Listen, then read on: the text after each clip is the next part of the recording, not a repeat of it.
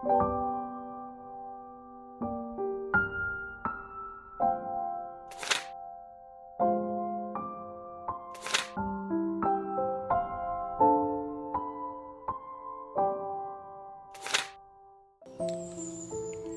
santos nga ebanghelyo yan ang adlaw, Biyernes, han ika-katloan kag upat nga semana han panahon nga ordinaryo han liturhiya han simbahan nga Katolika.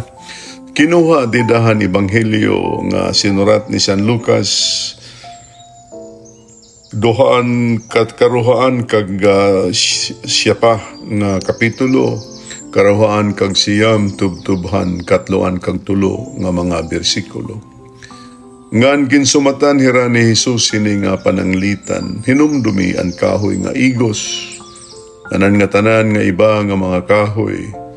Kung hingkit na naniyo nga nananaringsing, maaram kamo nga harani na ang panahon han ka mapaso. Asugad nga kaagi, kung kumita kamo nga nahitatabo, na ini nga mga butang hibarawin niyo nga tiarabot na ang ginhadian han Diyos. Tigam ni ini, mahinanabo ini nga tanan nga mga butang nga diri pa mapatay ang nga tanan nga mga tao nga buhi yana. Nagpapapas pa ang langit nga antuna kundi magpapabilin ang akon mga pulong. Ang maupay nga sumatan aton dayon nga kataluwasan. Paghimayaon ka Ginoo.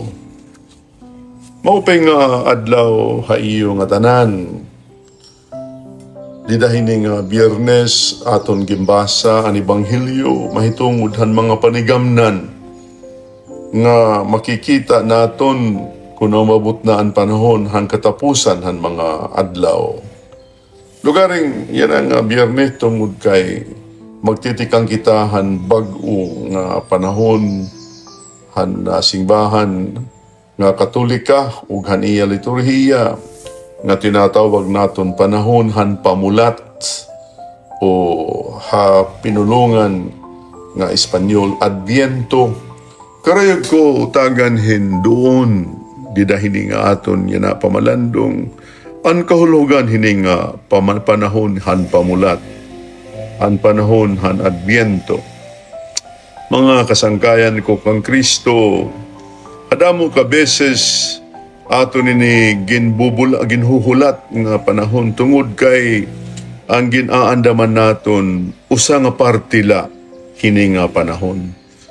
Karayag ko mahibaruan naton nga tanan og niyo nga namamati akon nga ang panahon han Adviento nabubuhat didahin upat ka semana.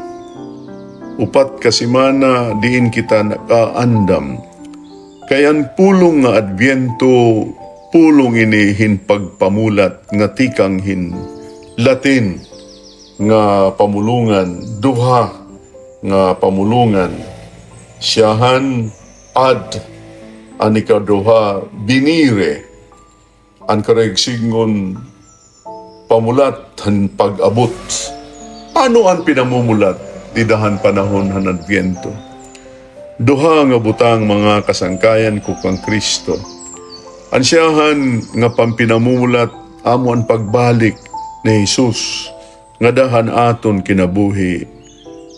Didahan aton kinabuhi, didahan aton kalibutan. Kinanhinahiya hansyahan nga iya pagkanhi, din hiya naging bata nga ipinanganak didto ha Belen, dida kan Maria Santissima og han pagbantay ni San Jose. Pero ansyahan nga parte hini nga panahon han pamulat, amo an pamulat han pagbalik ni Jesus ngan hiya kalibutan. Din mabalik hiya diri na usa nga bata, pero mabalik hiya usa nga maghurukom, usa nga maghahatag haaton han hukmanan kon gimbuhat naton ang mga buruhaton hinusa nga sumurunod kan Jesus nga binunyagan nga nagsaad nga masunod han pagtuo nga gintutdo ni Jesus ug han iya singbahan an masalikway, maibitar, han mga tuddo, han mga magraot, nga mga diri angay naton sundon, han diablo. Mga kasangkayan, didahan bunyag aton ini ginsaan, nga aton isasalikway hi Satanas, ug aton susundon ang mga tuddo ni Jesus ug han iya singbahan. Ug didahan siyahan nga Domingo, tubtub nga dahan ikatulo nga Domingo, han panahon han pamulat o Adbyento, amoy niyan aton gintatagan hin atensyon. Kung nakapamulat pa kita o nag-aandam pa kita han pagbalik ni Jesus, o gintatagang kita hinigayon pag inuino, pagtirutimbang, panhunahuna, pasi naton makita kung kita andam hintinuon. Han pagbalik ni Jesus, nga amo ang maghahatag aton, handayon nga paghusga kung mapakain kita din niya kalibutan. Og amo ini nga mga adlaw, tinikangan hansyahan na Domingo han Adbyento o Domingo han pamulat, kakita angay mag-inuino kung ano ang aton gimbuhat han aton tagsa-tagsa nga kinabuhi.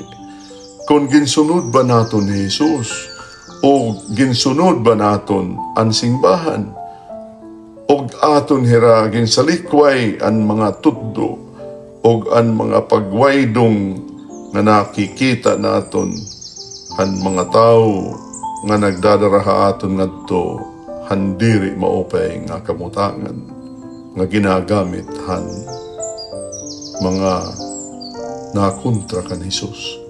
Di dahil nga masunod nga mga Domingo, mga kasangkayan ko kang Kristo, aton pamamatian ang mga tuddo ni San Juan Bautista, samtang nakadtuhiya han kamingawan, din iya igin susumat kung ano ang maupay nga pamulat kan Jesus. Wara iba kundiri ang pagbasol han mga sala. Pagbasol han aton mga gimbuhat nga diri maupay. Pagsunod han mga tudlo na Jesus, diin aton babayaan ang mga kinabuhi, diin aton ginsusunod ang tuddohan kasisidman. Didihin nga idahin nga mga adlaw, tagi naton hin importansya ang pamatihan maupay nga sumat han ebanghelyo. Og ang pagsingba kada adlaw, amuan maupay nga paagi, base naton, maandaman naton kalugaringon, siyahan, didahan ikaduha nga pagbalik ni Jesus, og ang ikaduha, pag-andam naton, han pagdumdum, han pagkatao ni Jesus, didto habilen. Nagdadasasayop kita danay an aton kasiring nga an panahon han pamulat para lahan pagsalinurog han Pasko. Totoo iton. Pamulat inigihapon ang pagsalinurog han Pasko, pero ang mas importante nga aton man iniging bubuhat kada tuig ang pag-inuino, ang pagturutimbang. Kung kita nagsunod kan Jesus, kung kita nagsunod han singbahan, kung kita andam pag-atubang kan Jesus, nga amo ang maghurukom pagbalik niya nganhiya kalibutan, pag-abot han panahon. Opay nga adlaw haiyo nga tanan,